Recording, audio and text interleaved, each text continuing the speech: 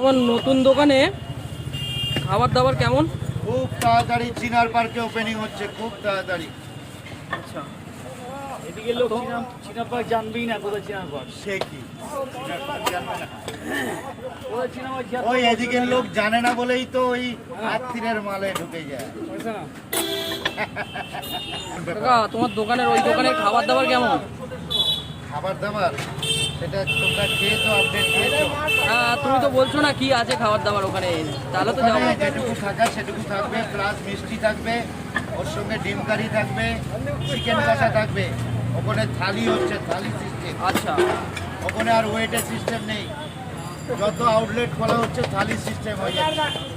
ওর মধ্যে মিষ্টি থাকবে, ডিম সিদ্ধ, চিকেন কষা অ্যাড করে। Hello guys, welcome back to another blog. It's Pritam Sathi নতুন একটি ব্লগে আবারও তোমাদের স্বাগত জানাই। তো যেই কথা সেই কাজ, তোমরা সবাই জানো আমরা সেই বিখ্যাত ফোনপে পরোটা কাকার দোকানে গেছিলাম। আর এই কারণেই গেছিলাম জানার জন্য যে কাকার নতুন একটি রেস্টুরেন্ট ওপেনিং করেছে, যার নাম হচ্ছে শেরা বাংলা ধাবা। তো সেখানে আমরা যাব আজকে। আর কাকার কাছে এটাই জানতে গেছিলাম যে কাকার রেস্টুরেন্টটা কখন ওপেনিং হয় আর কেমন কি খাবার। সেখানে গিয়ে তো কাকার সেই পচা ঘুগনি দিয়ে ফোনপে পরোটা আমরা ট্রাই করেছি। আর আজকে কাকার সেই রেস্টুরেন্টে যাব ট্রাই করতে যে ওখানে কি কি খাবার পাওয়া যায় আর কেমন কি খেতে। যদি তোমরা দেখতে চাও বা জানতে চাও তাহলে ভিডিওটি দেখতে থেকো। সো গাইস, ফাইনালি 40 কিলোমিটার রাস্তা অতিক্রম করে আমরা পৌঁছে গেছি ফেমাস ফোনপে পরোটা কাকার নতুন রেস্টুরেন্ট শের-ই বেঙ্গল ধাবা, যেখানে এসে আমরা পুরোই চমকে গেছি। কারণ তোমরা ভিডিওর প্রথমেই দেখলে আমরা যখন ফোনপে পরোটা কাকার দোকানে গেছিলাম কাকাকে জিজ্ঞাসা করতে যে কাকা তোমার ধাবায় কি কি আইটেম থাকবে, ও তখন কাকা বলেছিল ওনার নতুন ধাবায় থালি থাকবে, থালি।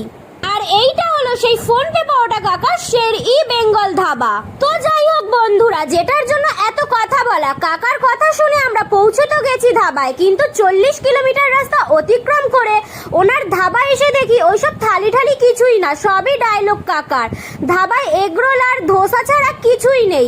আর ছিল মাটির ভাঁড়ে গরম গরম চা, সিঙ্গারা, সিগারেট আর বিড়ি। যাই হোক, কাকা যতই ডায়লগ মারুক, বিজনেসের দিক থেকে কিন্তু আমাদের ফোনপে কাকাই এগিয়ে। কারণ ওনার ধাবাটা যেহেতু নিউ টাউন অফিস পাড়ার সামনে, তো ভালোই সেল কাকার। সবাই আসে চা, সিগারেট, সিঙ্গারা খায় ছাতার নিচে বসে, তো সেল দারুণ হয় কাকার। তাই আমরাও যখন একবার কাকার ধাবায় পৌঁছে গেছি, শুধু মুখে তো আর বাড়ি ফিরতে পারি না, তাই আমরাও নিয়ে নিয়েছিলাম একটা ধোসা, যেটার দাম নিয়েছিল 70 টাকা, আর একটা এগরোল যেটা নিয়েছিল 40 টাকা।